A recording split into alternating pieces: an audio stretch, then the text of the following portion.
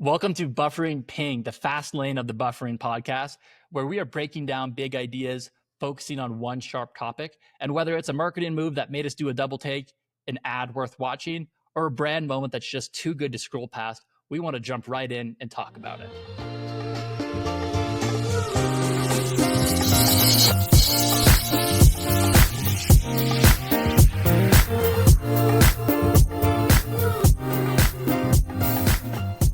Today, we're kicking things off with Crumbl. Yes, the cookie empire. I hope I can call them an empire. And their bold leap into the drink game. If you haven't seen it yet, Gabe, they're doing drinks now similar to my other favorite company, Swig. So I want to talk about how Crumbl is doing omni-channel marketing today. And we've talked about Crumbl a lot in the past, but here on Ping, we're specifically going to focus on kind of everything in one episode today, Gabe. So I think it's going to be a fun conversation here and hopefully less than 10 minutes. I'm excited for this new format of condensing some of these topics in, Zach, and, just getting in, getting out, and hitting on some fun stuff. So yeah, man, let's get into it. So let's talk about it. The marketing, dare I say, chef's kiss. The branding, high gloss, and the vibe is pink, frosted, and strategic. So Gabe, when we talk about omni-channel, Crumbl is everywhere, but they're not overwhelming. How are they doing this? Yeah, it's a great point. And Crumbl really is everywhere. And I say that because there was actually just a Crumbl box in my house yesterday, and I might have had a couple of bites of some delicious Crumbl pie that was sitting in my house. It was quite tasty. I know you're not a fan of the pie and you like the cookies better, but it was good, man. I got to tell you. Well, hey, when you started saying a couple, I was like, a couple of cookies, because that's a lot right there. But no, I can't do that. I think the first step here is social media. Agreed. That's their hype engine. Every week they announce the new menu, and they do it like it's a big event, right? Like they announce the new menu like it's an event, and then they've got the content that's visually appealing.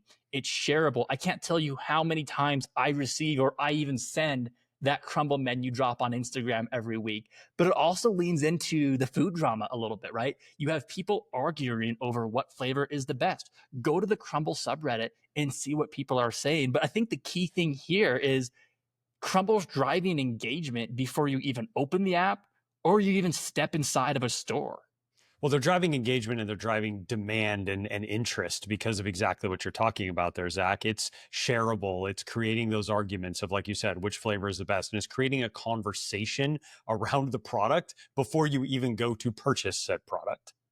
My favorite Crumbl cookie, by the way, for those who are kind of wondering now, chocolate chip cookie dough, which I feel like is kind of an odd thing to say, but that's the best Crumbl cookie. I was going to say, man, that feels pretty basic. Have you ever had the Dole Whip?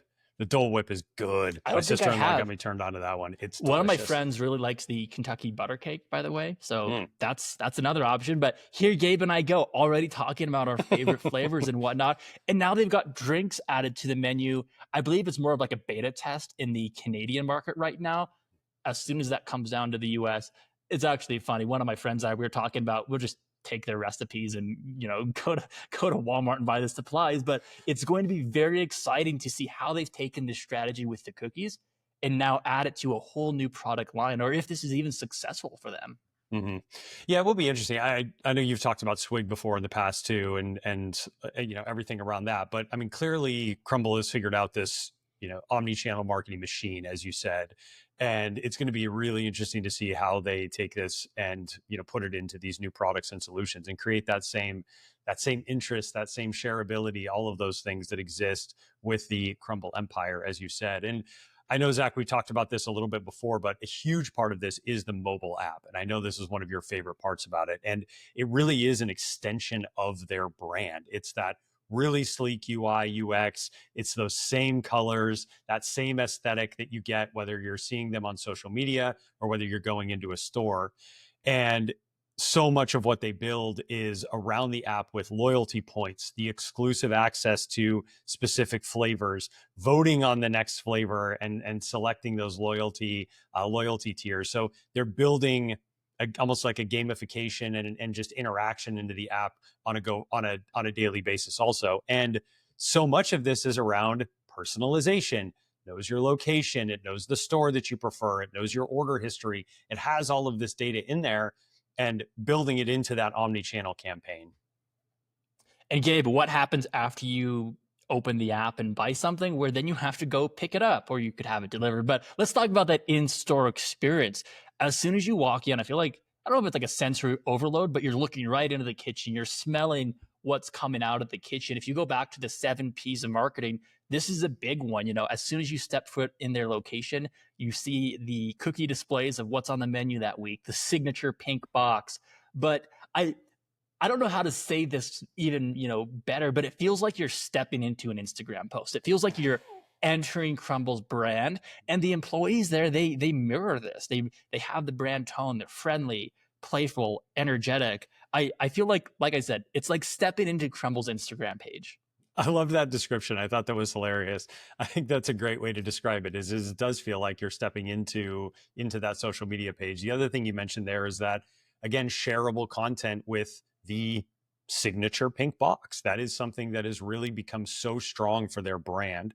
And why this works so well is, going back to that Crumbl and the omni-channel approach.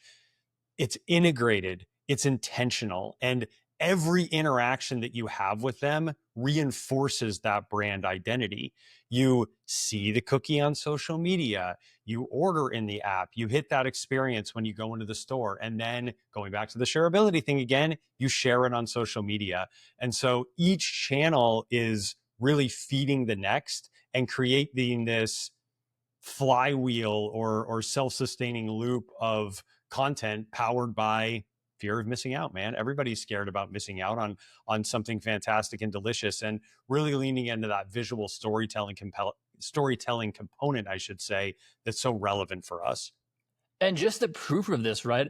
Every Sunday night when that menu comes out at 6 o'clock or 7 o'clock, depending what time zone you're in, like I said, I have coworkers, I have friends that will send me the menu, so I see it. I, of course, within that week, use the Crumbl app to buy something. Then I go to the store, I experience it, and then you better believe I often, not always, will post, the week's haul on my Instagram story, on Snapchat for others to see, or share that with them as well. So everything, Gabe, you just outlined there, I've experienced myself. But I think the takeaway here is Crumbl doesn't just sell cookies or sodas now. They sell the experience, the craving, and getting them. And that's marketing mastery right there, Gabe. Indeed, it sure is. And it's, as you said, it's not just that physical product, it's the entire experience that's built up around that, both from actual physically going into the store, but all of those digital touch points that they've created around it.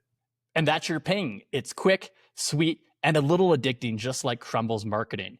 If you enjoyed this episode, be sure to follow Buffering on your favorite podcast app. And for more insights, follow Gabe and I on LinkedIn. We'll be back soon with another brand moment worth breaking down.